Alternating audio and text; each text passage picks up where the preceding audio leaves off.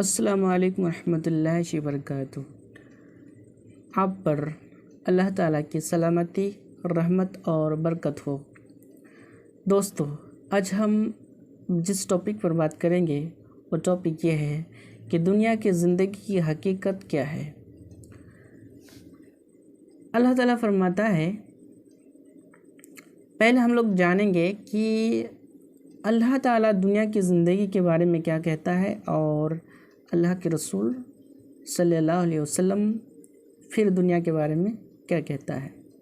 اللہ تعالیٰ فرماتا ہے سورہ نساء سورہ نمبر 4 آیت نمبر 59 میں کہتا ہے، اطیعوا اللہ اطیعوا الرسول، اللہ کی بات مانو اور اللہ کی رسول کی بات مانو۔ اور اللہ تعالیٰ فرماتا ہے سورہ نساء سورہ نمبر 4 آیت نمبر 80 میں فرماتا ہے کہ جس کسی نے بھی اللہ کے رسول کی بات مانا اس نے اللہ تعالیٰ کی بات مانا، یعنی جس کسی نے بھی اللہ کے رسول نے جو فرمایا اس کو مانا تو اس نے اللہ کی بات مانا۔ تو ہم جانیں گے پہلے کہ اللہ تعالیٰ دنیا کی زندگی کے بارے میں کیا کہتا ہے۔ چونکہ قرآن اللہ کی کتاب ہے، اللہ تعالیٰ کا کلام ہے قرآن کیا کہتا ہے دنیا کی زندگی کے بارے میں۔ اللہ تعالیٰ فرماتا ہے سورہ آل عمران سورہ نمبر 3 آیت نمبر 185 میں کہتا ہے، وَمَا الْحَيَاةُ الدُّنْيَا إِلَّا مَتَاعُ الْغُرُورِ، اور دنیا کی زندگی تو سراسر دھوکہ ہے۔ دنیا کی زندگی کیا ہے؟ دھوکہ ہے۔ جس نے یہ کائنات بنایا، جس نے یہ دنیا بنایا، وہ کہہ رہا ہے کہ دنیا کی زندگی دھوکہ ہے۔ اللہ تعالیٰ فرماتا ہے سورہ کہف سورہ نمبر 18 آیت نمبر 104 میں کہتا ہے کہ یہ نبی آپ کہہ دیجئے کہ میں ایسے لوگوں کے بارے میں بتاؤں جو کیا ہے اعمال کے لحاظ سے نقصان میں پڑے ہوئے ہیں۔ یہ وہ لوگ ہیں جن کی دوڑ دھوپ دنیا کمانے میں بیت گیا ہے، جن کی دوڑ دھوپ دنیا کی دولت اکٹھا کرنے میں بیت گیا ہے، وہی لوگ کیا ہے نقصان میں ہیں۔ تو پھر اب جب یہ دنیا دھوکہ ہے، یہ دنیا کی زندگی کو مال کمانا، یہ سب کچھ کیا ہے نقصان ہے، تو حقیقت یہ دنیا ہے کیا؟ تو اللہ تعالیٰ اس کے بارے میں فرماتا ہے سورہ ملک سورہ نمبر 67 آیت نمبر 2 میں کہتا ہے، الذی خلق الموت والحیات لیبلوکم ایکم احسن عملا، اللہ تعالیٰ نے زندگی اور موت کو اس لیے پیدا کیا ہے تاکہ تمہیں آزمائے کہ تم میں سے سب سے بہتر عمل کون کرتا ہے۔ تو دراصل یہ دنیا کی زندگی کیا ہے؟ ایک امتحان ہے۔ اور اللہ تعالیٰ فرماتا ہے سورہ انفال سورہ نمبر 8 آیت نمبر 28 میں فرماتا ہے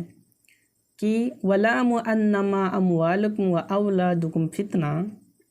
اللہ تعالیٰ کہتے ہیں کہ تمہارے بچے اور تمہارے مال یہ ایک ایگزام ہے، ایک ٹیسٹ ہے، ایک فتنہ ہے۔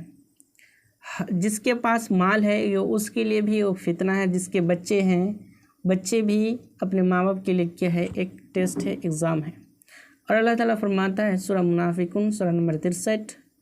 آیت نمبر 9 میں کہتے ہیں،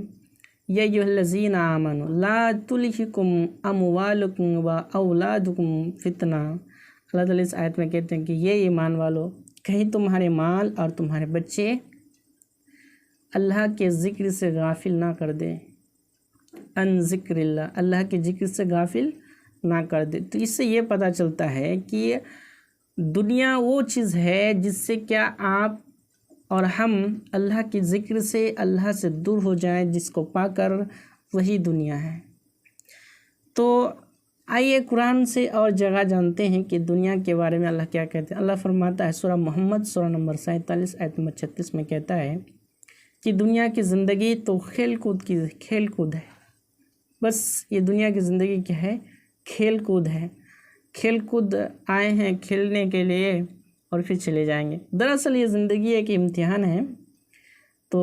امتحان ہے اور مطلب کہ دنیا کی اہمیت ہی نہیں ہے اللہ کے نظر میں، اس لیے اللہ تعالیٰ کہتے ہیں کہ دنیا کی زندگی ایک کھیل کود ہے۔ اور اللہ تعالیٰ فرماتا ہے سورہ نازیات سورہ نمبر 89 آیت نمبر 42 میں کہتا ہے کہ جس روز یہ اسے دیکھ لیں گے تو ایسا معلوم ہوگا کہ صرف دن کا آخری حصہ یا اول حصہ ہی دنیا میں رہے ہیں۔ اللہ تعالیٰ اس آیت میں کہتے ہیں کہ جو لوگ اس بات کو نہیں مانتے ہیں کہ اس کے مرنے کے بعد زندگی ہے، کل قیامت قائم ہوگا، حساب و کتاب ہوں گے، تو جو لوگ نہیں مانتے اس کو بات کو، تو ان لوگوں کے بارے میں اللہ تعالیٰ کہتے ہیں کہ جب وہ لوگ دیکھ لیں گے قیامت کے دن حساب اور کتاب کو دیکھیں گے تو وہ لوگ کہیں گے کہ ہم لوگ تو دنیا میں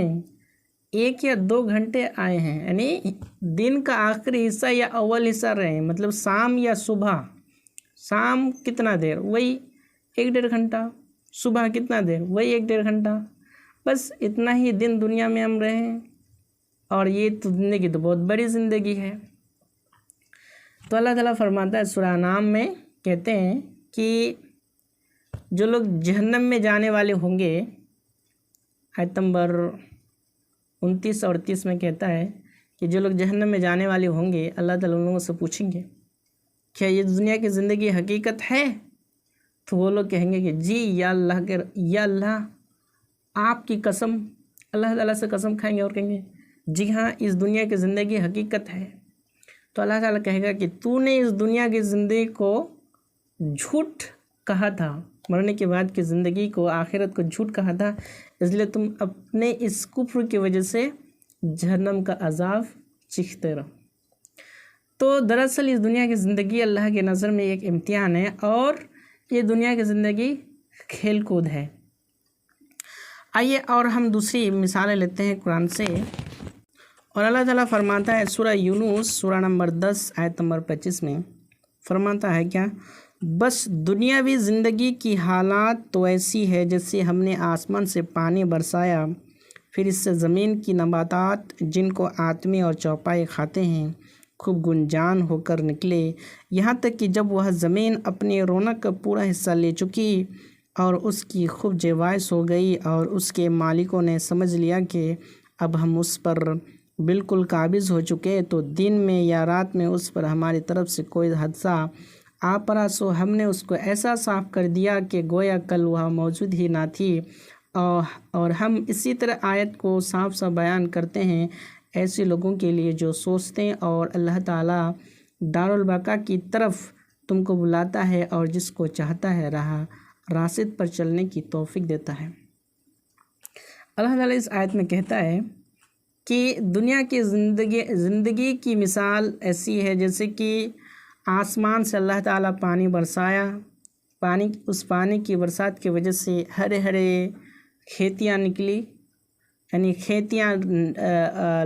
لہرانے لگی، اور جب فصلیں پک گئی اور یہ جو ان کے مالک ہیں، کھیتیوں کے جو مالک ہیں، کسان لوگ، وہ لوگ یہ سوچنے لگے اب ہم اس پر قبض ہو گئے، مطلب یہ تو ہمارا ہو گیا، اب ہم اس کے مالک بن گئے۔ تو اللہ تعالیٰ کہتے ہیں کہ دن یا رات کسی سمے ہم نے ایسی آندھی اور طوفان بھیجے کہ ان کھیتیوں کو صاف کر دیا۔ تو اللہ تعالیٰ کہتے ہیں کہ اس دنیا کی زندگی کا مثال بالکل ایسے ہی ہے۔ اس دنیا کی کوئی گارنٹی نہیں ہے، ہم دنیا کما رہے ہیں، بلڈنگ بنا رہے ہیں، کب ہمارا موت آ جائے گا اور سارے کام دھندے جتنے ہم روپیہ پیسے کما کر رکھے تھے سب کچھ ختم، اس دنیا میں ہم کچھ بھی فائدے نہیں اٹھا سکیں گے۔ اس لیے اللہ تعالیٰ کہتے ہیں سورہ انبیاء سورہ نمبر 21 آیت نمبر 1 میں کہتا ہے اقترب للناس حسابهم وهم فی غفلۃ مما معرضون، انسان کا حساب کا وقت قریب آ رہا ہے اور انسان غفلت میں پڑے ہوئے ہیں۔ آئیے اب ہم اللہ کے رسول صلی اللہ علیہ وسلم کیا کہتے ہیں اس کے بارے میں ہم جانیں گے کہ دنیا کی زندگی کی حقیقت کے بارے میں کیا کہتے ہیں۔ ایک بار کی بات ہے، اللہ کے رسول صلی اللہ علیہ وسلم اپنے صحابہ کو لے کر مدینہ شریف سے باہر نکلتے ہیں اور ایک گندگی کے ڈھیر پر آ کر رک جاتے ہیں، اور صحابہ لوگوں کو بلاتے ہیں اور اس گندگی کے ڈھیر کے اوپر ایک سڑی ہوئی بکری مری ہوئی تھی، اور اللہ کے رسول صلی اللہ علیہ وسلم نے اپنا صحاباؤں کو بلایا اور کہا کہ میری صحابہ تم میں سے کوئی ایسا ہے جو اس بکری کو خرید لے گا 1 درہم میں؟ تو صحابہ نے کہا یا اللہ کے رسول یہ بکری تو مری ہوئی ہے اور اوپر سے سڑی گلی ہے، اور جب زندہ تھی تو اس میں بہت بیماریاں تھیں، یا اللہ کے رسول یہ بکری تو ہمارے لیے کوئی فائدے کی چیز نہیں ہے۔ تو اللہ کے رسول نے فرمایا کہ تم لوگوں کے لیے یہ بکری جب کوئی فائدے کی چیز نہیں ہے تو بالکل یہ دنیا کی زندگی اللہ کے نظر میں ایسی ہے، یہ دنیا کی زندگی کوئی فائدے کی چیز نہیں ہے، اللہ کے نظر میں کوئی اہمیت نہیں ہے۔ تو دراصل یہ دنیا کی زندگی اللہ تعالیٰ نے ایک امتحان بنایا ہے، اور اللہ تعالیٰ اللہ کے رسول نے صحابہ سے اور بھی دنیا کی زندگی کے مثال دی اور بتائیں کہ جس طرح سے تم، یہ صحیح مسلم کی حدیث ہے کہ جس طرح سے تم میں سے کوئی سمندر کی ندی میں انگلی ڈبائے اور انگلی میں جتنا پانی آئے یہ پانی ہو گیا آپ کی اس دنیا کی زندگی، اور جو پانی سمندر کے نیچے رہ گیا یہ ہے آپ کے مرنے کے بعد کی زندگی۔ اب سوچئے اللہ کے رسول فرما رہے ہیں کہ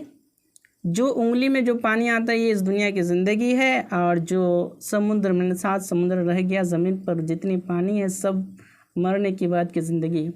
آپ ذرا سوچئے کہ کتنی لمبی زندگی ہے مرنے کے بعد،